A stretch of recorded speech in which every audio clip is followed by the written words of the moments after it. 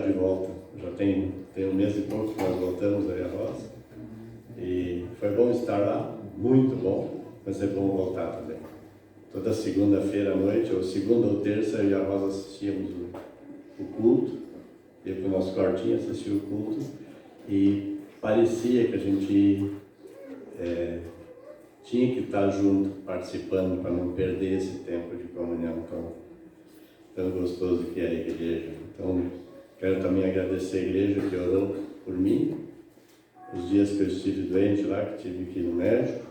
Vendo hoje, poderia ter sido bem pior, né? Ainda estou em recuperação, então obrigado pela igreja que orou, e os que estão orando, pode continuar orando, que ainda estou no processo de melhorar a minha vista. Amém? Se Jesus entrasse por essa porta, agora, viesse caminhando, talvez se sentasse aqui. Aqui, vamos pensar assim. E ele te desse 10 minutos em particular com ele. 10 minutos tu podia vir aqui e pedir algo para Deus. Pense de todo o coração, o que tu pediria para Deus? Tu e Deus, 10 minutos. O que tu ia pedir para Ele?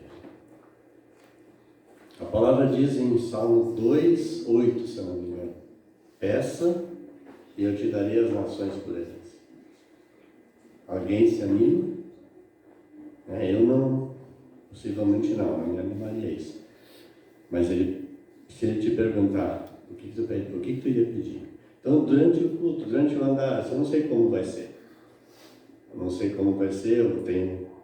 Vamos ler alguns versículos, vou ter alguns testemunhos, não sei como Deus vai dirigir todo esse tempo. Mas durante esse tempo, tu pensa, o que é importante para ti? O que tu precisa resolver? Talvez onde trancou tua vida, o que está atrapalhando algo? O que tu precisa da operação da mão de Deus? E tu pensa nisso, depois nós vamos ver o que o Senhor vai fazer durante esse tempo.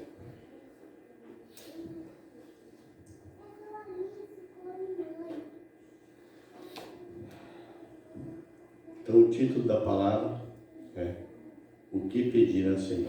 O que pedir a Deus?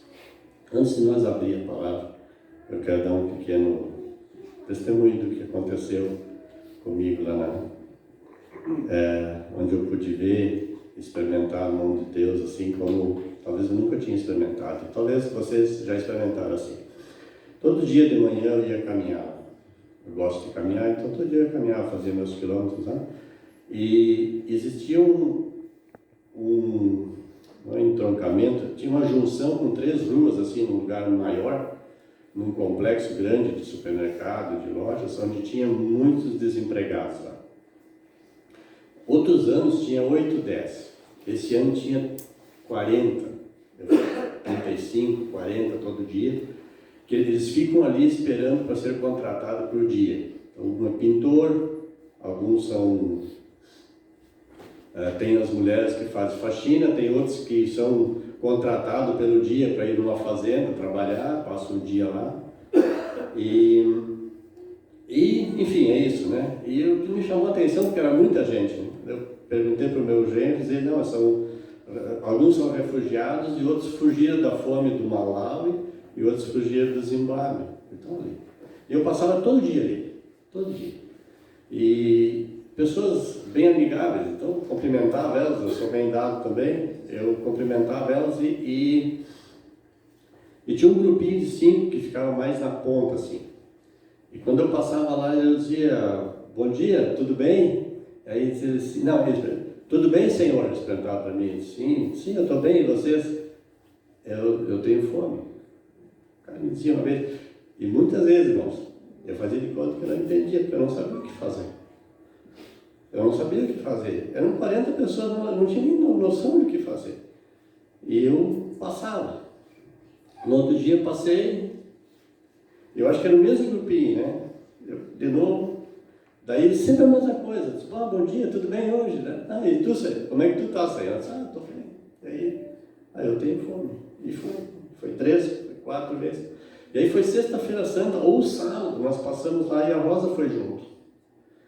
E aí quando nós passamos naquele lugar, o cara, cumprimentei de novo e a mesma coisa, sabe? Eu tenho fome. E eu caminho 5 passos e disse, não, Deus, o que eu posso fazer? O que eu posso fazer para... Eu não tenho como resolver o problema dele, o que eu posso fazer? Deus falou assim no meu coração, mas foi imediato, disse assim, faz sanduíches e vem entregar.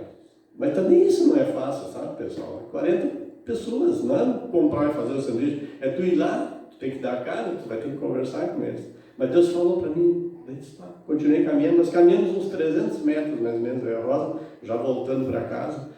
Ela assim, tu viu que o cara lá pediu, disse que estava com fome, eu vejo isso todo dia.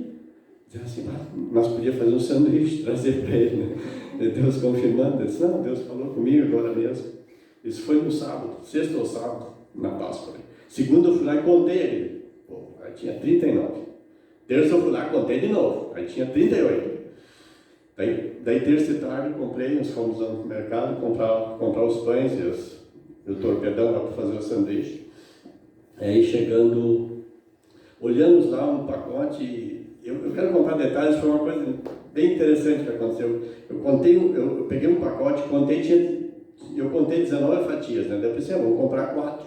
Aí nós caminhamos em volta daquela gôndola cheia de pães e tinha uns pães mais jovens ali, que parecia que tinha chegado naquele dia e parecia mais bonito. Nós pegamos 4 pacotes daqueles, levamos para casa, cheguei lá, abri o pacote, tinha 16 fatias. Aí eu sabia que eu ia ter só 32 sanduíches e eu fiquei apavorado.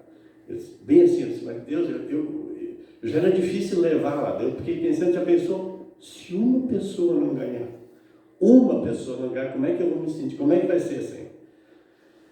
Mas não tinha mais o que fazer, o mercado já estava fechado. Aquela noite eu acordei às 2 horas, inquietas. Deus, eu preciso de um milagre amanhã. Ou tu multiplica o pão, o que pedir a Deus, né? Ou tu multiplica o pão, assim. Ou que muitos consigam trabalho até que eu chego lá, mas eu não quero que ninguém fique sem, né?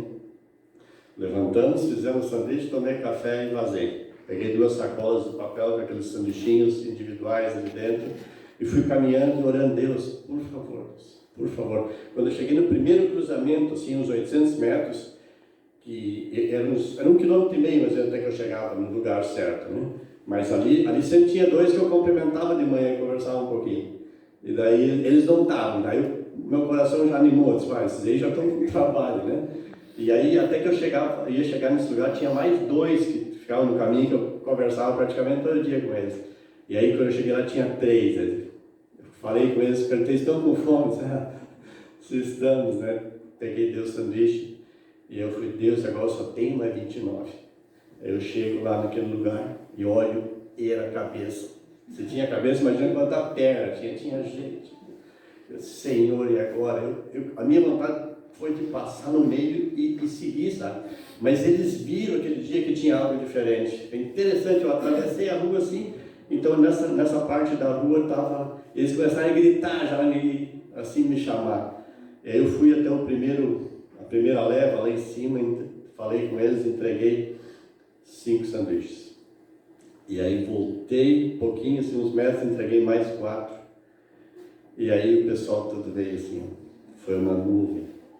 E eu aqui assim, eu estava com um pacote aqui e o outro eu tirava. E eu só via a mão na minha frente, assim, eles vinham ali. E eu pegava e olhava o pacote, parecia que não sumia, não baixava, sabe? E foi alguns minutos, daqui a pouco um pacote foi. Uma sacola foi. Aí eu fui para outra e orando para que não faltasse, senão daqui a pouco terminou, pessoal.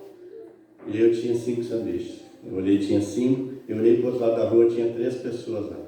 Aí eu fui lá, conversei com eles, 2 pegaram, daí um não quis. E quando tudo terminou, irmão, tinha sobrado 10%, tinha sobrado 3 sanduíches que eu distribuí ele também. Eu não estou contando isso assim porque eu acho que isso dá galardão, perde galardão, eu sei que vocês fariam mesmo. Eu conto isso para vocês assim porque eu vi a multiplicação nas pequenas coisas. Eu vi a multiplicação, eu vi a mão de Deus. Deus conhece, mas como é que eu ia me sentir se um ficasse sem? Não ia ter, eu ia ficar muito chateado. E outras vezes eu fui depois, não aconteceu mais isso, mas dessa vez foi tremendo. Então, meu irmão, o que pedir para Deus? O que pedir? Peça, eu te darei as nações por herança. Pesado, né? Vamos abrir a palavra em Marcos 10, 46 a 52.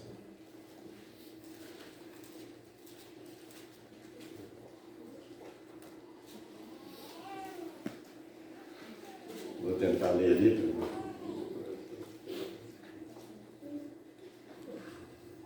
Depois chegaram a Jericó, e ao sair ele de Jericó, com seus discípulos, e uma grande multidão, estava sentado junto ao caminho um mendigo cego, Bartimeu, filho de Temeu. Este, quando viu que era Jesus, o Nazareno, começou a clamar, dizendo: Jesus, filho de Davi, tem compaixão de mim. E muitos o repreendiam para que se calasse.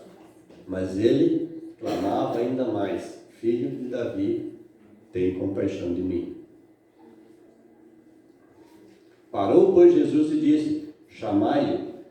E chamaram o cego, dizendo: Tem bom ânimo, levanta-te, ele te chama. Nisto, lançando de si a sua capa, de um salto se levantou e foi ter com Jesus. E perguntou-lhe o cego: que queres que eu te faça? Respondeu o cego: Mestre, que eu vejo. A pergunta de Jesus nessa manhã para ti: o que queres que eu te faça? Esse cego, ele disse: eu quero voltar a ver. E depois, no próximo versículo, imediatamente ele voltou. E o que é importante para ti? O que tu precisa pedir? O que é importante? Para ele era isso. Ele queria voltar a ver. E Jesus agora encontra esse cego e pergunta: o que queres? E essa é a pergunta que o Senhor faz também nessa manhã. O que queres que eu te faça? Ele voltou a ver. O que era o mais importante para ele? Ele podia ter pedido... Vê que Jesus pergunta para ele, ele não botou limitação assim: tu peça o que tu quer, né? Ele podia ter pedido terras, gado, esposas, escravo, dinheiro, podia ser servido. Mas o que é importante? Sempre que nós pedimos algo para o Senhor, sempre o Senhor nos responde.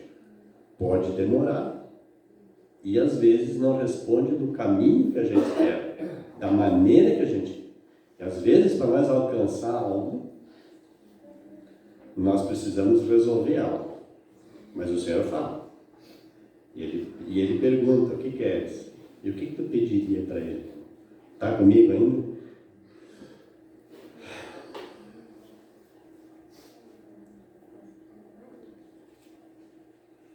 Abra comigo em João. Tem uma outra passagem ali que também eu acho interessante. Porque aqui o Jesus pergunta: o que queres que eu te faça? E para o Bartimeu, então, riquezas, honra, vida boa, não queria. Ele queria mesmo voltar a enxergar.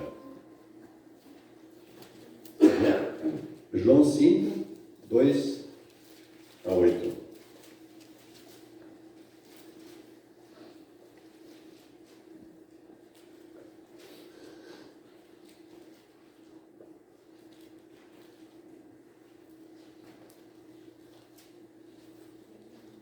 Olhando um pouquinho lá na ponta.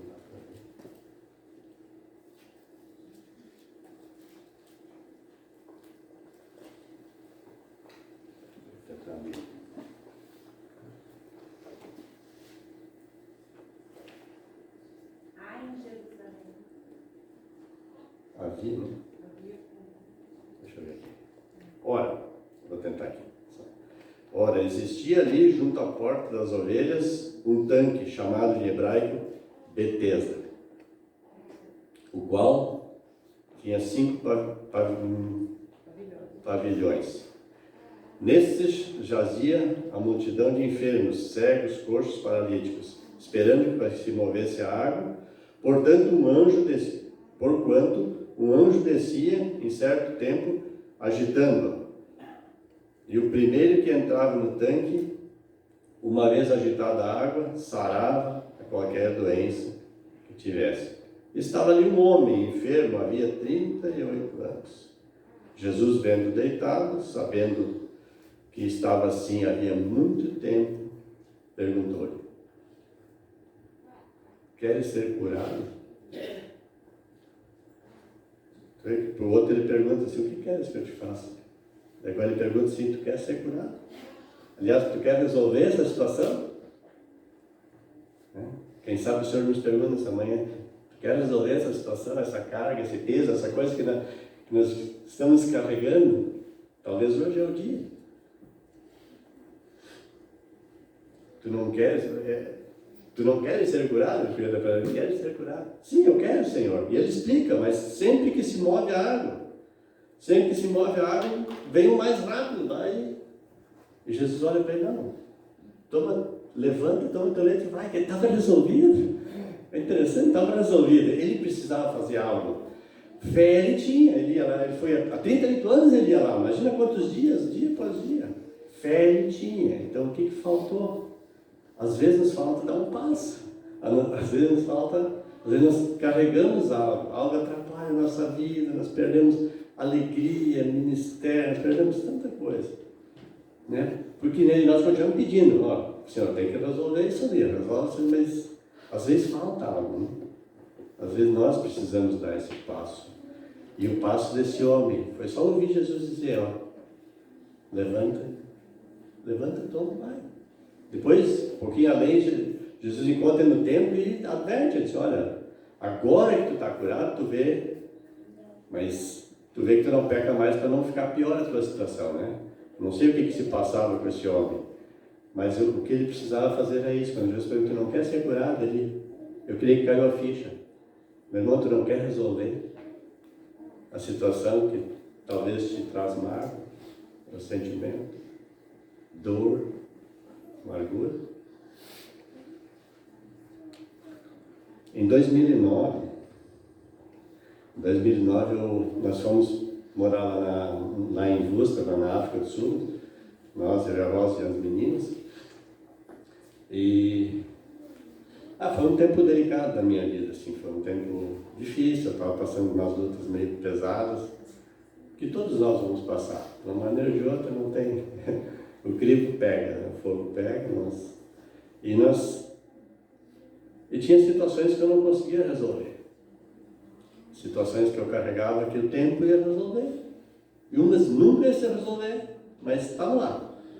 E aí, de frente à nossa casa, tinha nós morávamos no segundo andar, num prédio grande, que era um hospital, e tinha um matinho assim, de escapim alto lá, e um campo de futebol mais embaixo, e bem de frente, assim, uns quilômetros, tinha umas montanhas onde nevava. Então, de vez em quando eu podia ver neve lá. Mas aquele era meu lugar de oração. Então eu pegava, tinha um banquinho lá que era só meu. Não era só meu, mas eu ia lá.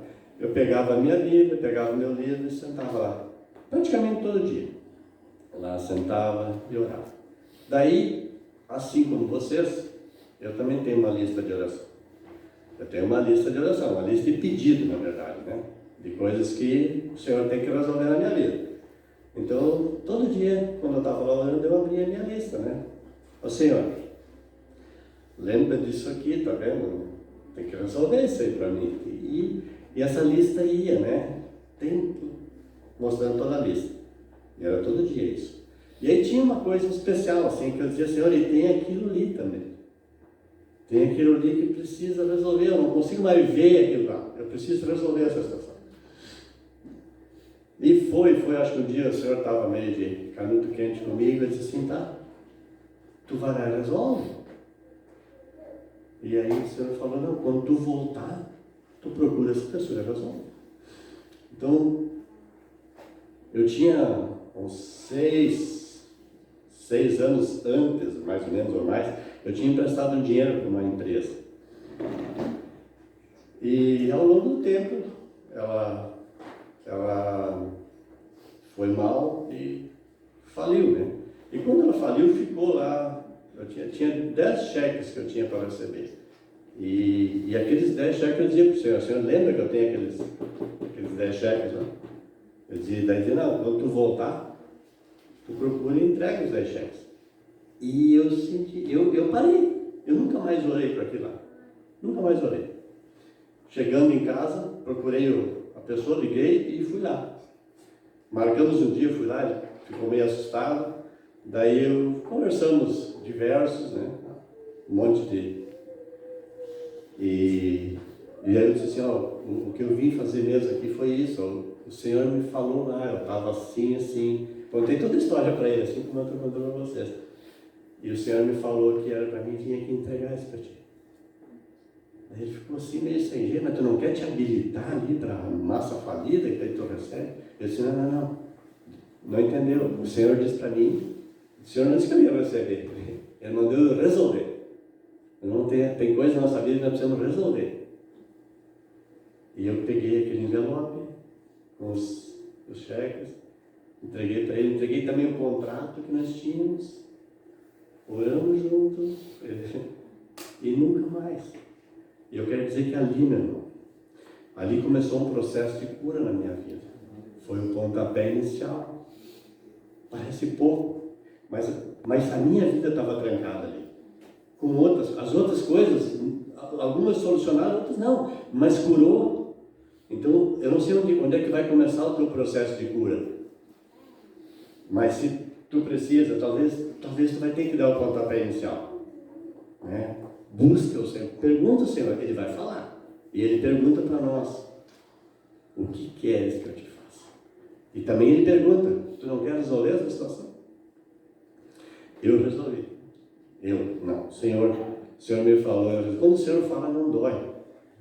Eu fui lá, eu resolvi. Graças a Deus. Os dois estão livres agora. E a minha vida mudou. Eu lembro como foi. Eu estava amarrado, eu não tinha mais brilho. Eu estava no ministério, eu não tinha nem vontade de viver mais. Tá? Assim. Mas daí automaticamente as coisas foram acontecendo.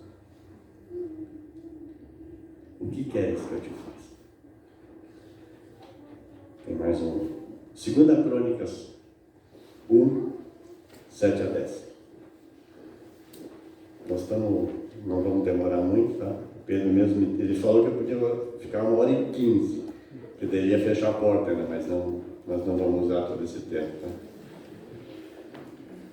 Continua pensando, meu irmão. O que tu quer pedir para Deus? O que é importante para ti? Para o cego, é importante ele ver. Para mim, eu queria resolver. O Senhor mostrou, tu resolve assim. Eu não sei onde se trancou tua vida, não, a minha estava. Abra comigo então em 2 Crônicas 1, 7 a 10.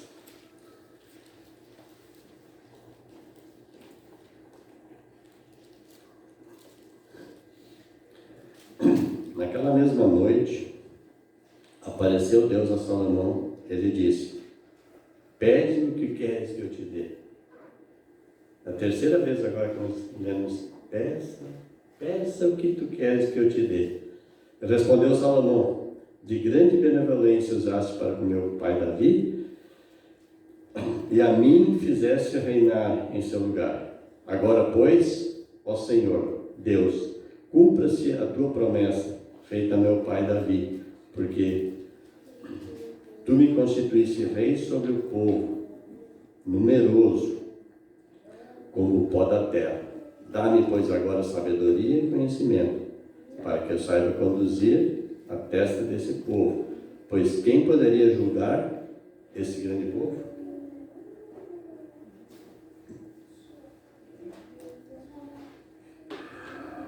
Imagina o Senhor chegando para ti, mesmo que for em sonho, e pergunta, o que queres que eu faça para ti? Salomão podia ter pedido riqueza, fama, ele podia ter pedido. Era Deus que estava perguntando. Então, meu pai foi o maior rei de Israel. Eu quero ser maior Ele podia ter pedido, né? Mas ele pediu o que era certo. Ele viu a situação, ele pediu o que é certo. Então, muitas vezes nós temos que pedir também o que é certo, né, aos olhos de Deus, que daí ele vai resolver. E a palavra continua, porque tu, ele diz assim, porque tu pediu isso, eu também vou te acrescentar então riqueza, fama, né, e mais algumas coisas eu até vou ler aqui para não passar batido, né?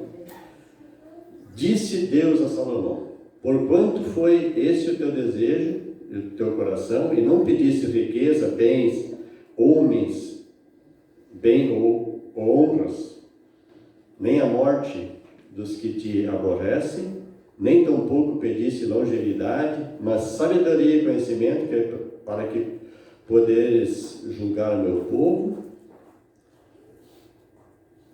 sobre o qual te constituí rei. Sabedoria e conhecimento são dados a ti, e te darei riquezas, bens, honra, quais não teve nenhum rei antes de ti, e depois de ti não haverá outro igual. Quando pedimos o que é certo para o Senhor, Ele vai... É difícil saber também o que é certo, né?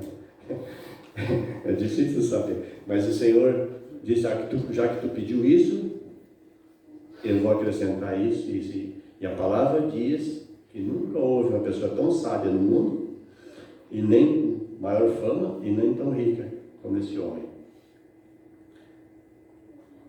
3 situações diferentes, meu irmão. Jesus pergunta, o que queres que eu te faça? Outro ele pergunta, tu não quer resolver essa situação? Tu não quer ser curado? E outro ele pergunta, o que queres que eu te faça novamente? As 3, essa dá um desfecho diferente, né? Eu quero dar um testemunho ainda de uma situação que a gente viveu junto, assim, ou participou de algo assim que o Senhor falou e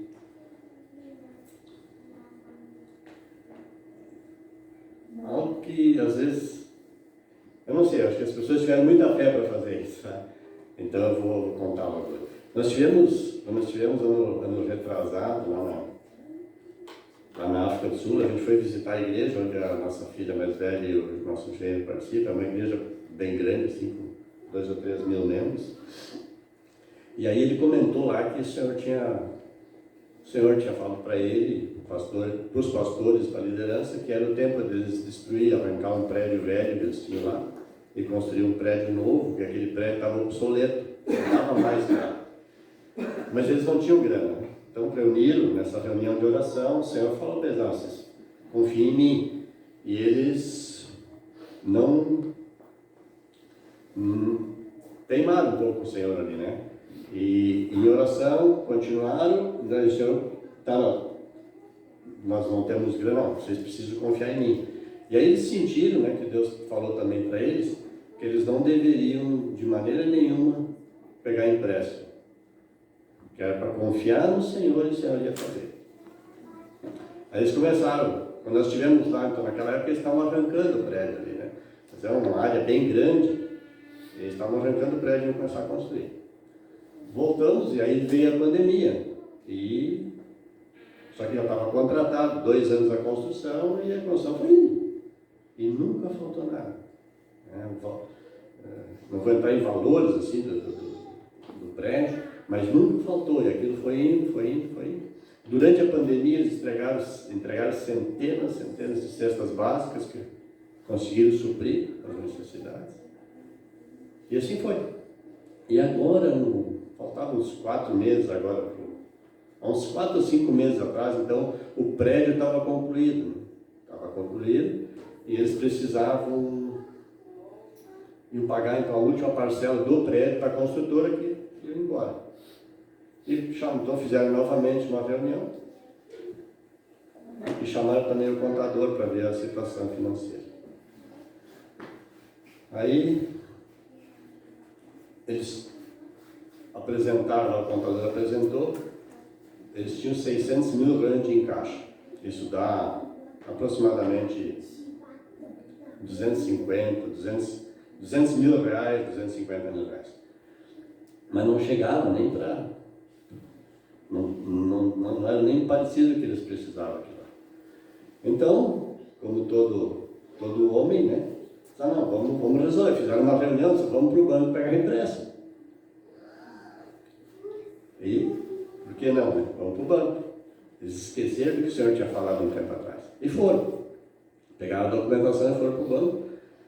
E o banco, passados 2, 3 dias, né? Aí eles não se deram por vencido. Formou. Juntaram toda a documentação, foram no outro banco. E apresentaram o projeto, que faltava. E o banco negou também. Bom, aí eles voltaram, aí eles foram orar. Eles sentaram lá, fizeram a reunião deles, vamos orar. Passaram na tarde orando. Daí vem uma loucura, assim, sabe? Tem um negócio que... Aí o Senhor disse para eles que eles iam pegar aqueles 600 mil e dar. É isso, dá. Parece ou não parece loucura? Eu saio da reunião, né? Senão eu não vou participar disso aí, né? Não, o Senhor disse para eles, tu pega esses 600 mil e dá. E eles acordaram então, né? O Senhor tinha falado, acordaram, vamos. E durante aquela semana, eles foram ver. Isso não é uma história inventada, tá? Isso aí, ele pregou no culto lá, está online, então é algo muito profundo isso, sabe? Não é assim, então, algo que foi inventado, né? Porque quando nós pedimos algo para Deus, a gente não sabe o que Ele vai pedir para nós, né? Contrapartida, né? Não é contrapartida, Ele vai pedir, a gente está pedindo uma situação para resolver algo, mas Ele pode pedir algo que às vezes foge da nossa mente natural. Mas eles durante aquela semana então procuraram igrejas, e nem uma igreja parceira, igrejas que eles sabiam que estavam com necessidade financeira. E entregaram dinheiro. E aí falaram assim, bem assim falando no culto, ele, bom, entregamos, ele disse, vamos ver o que o Senhor vai fazer. E aguardaram os dias. E aí eu disse que um dia as câmeras pegaram um carro entrando o terreno é bem grande, assim, são alguns hectares, né? São ruas assim, onde é que são estacionamento que pertence só para eles. Então, entrou o carro, começou a fazer volta, eles viram que era uma mulher que estava no carro. E parou de frente à secretaria. O carro parou ali, a mulher desceu do carro, abriu a porta do caminhoneiro e tirou um saco. Também não falo se era um saco de pano, de rato, o que é, mas um saco. E botou na frente da porta. Entrou no carro e foi embora. E até hoje eles não sabem quem é essa mulher. E eles foram lá olhar, pegaram aquilo lá e olharam. E o saco estava cheio de moeda de ouro. Um saco cheio de moeda de ouro. Uma semana depois que eles fizeram aquilo lá. Aí eles mudaram a avaliar aquilo. E deu 6 milhões de rand. Exatamente 100% do que o Senhor tinha uma semana antes falado para eles. Tá? E eles conseguiram resolver o problema deles. Meu irmão, eu não estou contando isso, eu não estou falando em prosperidade, não estou falando, vocês entendem o que eu estou falando, né? Eu estou falando assim, quando nós pedimos algo para Deus, Deus às vezes mostra uma coisa meio maluca aos nossos olhos, né? Mas é porque Ele tem algo maior na frente. Esses homens confiaram no Senhor. E eu fico pensando assim, o que o Senhor vai fazer com essa mulher que levou isso ali? Ela não acordou um dia e disse, hoje eu vou levar esse saco de moeda aqui. Né? Não, certamente foi um processo. Foi um processo que Deus foi falando, eu não sei o que é. Mas eu sei que quando nós obedecemos a Deus, nós buscamos o Senhor, e Ele nos fala algo, às vezes meio maluco aos nossos olhos, ao nosso entendimento, nós precisamos fazer. Né? Então nós vimos esse cego que Jesus pergunta, o que queres que eu te faça? Eu quero ser curado. Ele encontra o outro, paralítico, e diz, tu não queres ser curado?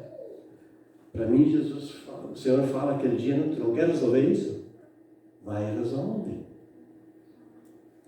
Para Salomão, ele disse, já que tu pediu isso, eu vou acrescentar algo na tua vida. Vai ser assim. E para esses homens, ele fala, então vocês dão o que vocês têm e confiem em mim. Mesmo assim, ó, depois de tudo que nós ouvimos nessa manhã. Vocês lembram que no começo eu perguntei o que vocês gostariam de pedir, o que vocês precisam pedir, o que é importante para vocês pedirem. Vocês lembram disso ainda? Se, depois de tudo que nós ouvimos, conhecendo o que Deus pode fazer e pode pedir, se tu ainda quer entregar isso para o Senhor, eu quero te convidar para vir aqui, tu e Deus, e entregar para o Senhor.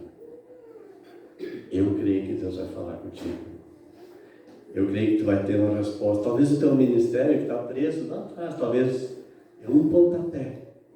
É algo que precisa acontecer para te resolver. Eu não sei, eu também não vou ficar assim, insistindo, né, com isso, mas se tu tem algo que tu precisa pedir para Deus, que tu sabe, que tu está inquietando, eu tenho certeza que Deus não vai pedir tua poupança. Tenho certeza disso. Mas talvez, como eu, precisei fazer algo para resolver minha vida. Tá? Se tu queres, fica bem à vontade. Tá? Assim também eu vou estar terminando. A palavra era bem simples, era mais testemunho, né? E que espero que o Senhor possa ter falado ao teu coração, também ao meu coração.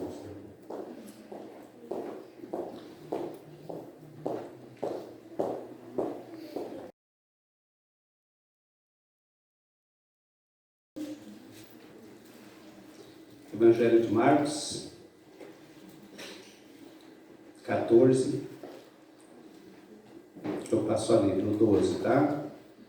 E no primeiro dia da festa dos pães asmos, quando se fazia o sacrifício do cordeiro pascal, disseram-lhe seus discípulos: onde queres que vamos fazer os preparativos para comeres a Páscoa? Então enviou 2 dos seus discípulos, dizendo-lhes: ide à cidade, e vos sairá ao encontro um homem trazendo um cântaro de água. Segui-o e dizei ao dono da casa onde ele entrar, que o mestre pergunta: onde é o meu aposento, no qual hei de comer a Páscoa com os meus discípulos? E ele vos mostrará um espaço, cenáculo mobiliado e pronto. Ali fazei os preparativos. Saíram, pois, os discípulos, foram à cidade e, achando tudo como Jesus lhe tinha dito, prepararam a Páscoa. Agora o 22. E enquanto comiam, tomou Jesus um pão e, abençoando-o, partiu e lhes deu, dizendo: tomai, isto é o meu corpo. A seguir, tomou Jesus um cálice e, tendo dado graças, o deu aos seus discípulos, e todos beberam dele. Então lhes disse: isto é o meu sangue, o sangue da nova aliança, derramado em favor de muitos. Em verdade vos digo que jamais beberei do fruto da videira até aquele dia em que hei de beber novo no reino de Deus. Tendo cantado um hino, saíram para o Monte das Oliveiras. Até aqui. Irmãos, a Páscoa era a festa mais importante do povo judeu, porque eles celebravam a saída do Egito, da maneira como Deus tirou eles de lá. E não era pouca coisa mesmo, 430 anos de escravidão. Então, era uma festa muito importante, e Jesus também dava importância a essa festa, tanto é que ele fez tudo como eles faziam. Então, vamos ter a festa, vai ter um lugar para se fazer. Os discípulos foram preparar, certamente tudo de acordo com os judeus faziam isso. E depois de tudo preparado, estavam ali jantando, ceando. Então nós vemos que Jesus então começa a falar para os discípulos do que iria acontecer com ele. De como, quando ele começou a ministrar, né, do que era o pão e do que simbolizava o vinho,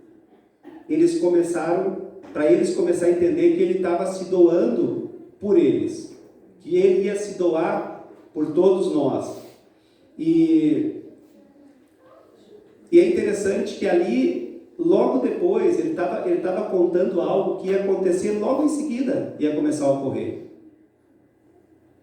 Ele estava jantando ali, dizendo para eles: olha, esse pão simboliza o meu corpo, que é dado por vós, isso aqui é o meu sangue, né? Falando da aliança. E eu creio até que eles provavelmente não estavam entendendo no momento tudo aquilo ali. E aquilo ali, aquela Páscoa ali, era só um prenúncio do que iria ocorrer, que dali em diante a ceia do Senhor, ela substituiria a Páscoa em si. E aquela celebração de escravidão, a partir dali, então, é algo completo para nós, é pleno. Ali eles comemoravam uma escravidão saída do Egito, mas de alguma forma não era uma libertação plena. Mas a partir da entrega de Jesus, da morte dele, da ressurreição, irmãos, nós temos uma libertação plena. Amém? Nós temos uma libertação plena e vamos com ela para a eternidade, somos dele. Então, eu creio que sempre que nós bebermos do suco, sempre que nós comermos do pão, como nós vamos fazer, nós precisamos lembrar com alegria o que Jesus fez por nós, como ele se doou por nós, né? E celebrar, porque é uma celebração, celebrar a vitória da cruz, porque ele morreu na cruz por cada um de nós, ele ressuscitou, e por isso nós temos, a palavra diz que nós ressuscitamos com ele, como Romanos 6 diz, para uma novidade de vida que está em nós, que nós estamos vivendo hoje. E ele está falando da nova aliança, porque a aliança passada, nós sabemos que ela era através de sacrifício, tinha pecado, ia lá, sacrificava algo, né, pagava aquele pecado, e assim era. E Jesus estava falando da aliança que Jeremias tinha escrito, que tinha profetizado, que naqueles viria alguém, e ali ia fazer um sacrifício, que a palavra, no caso, ia ser escrita nos nossos corações.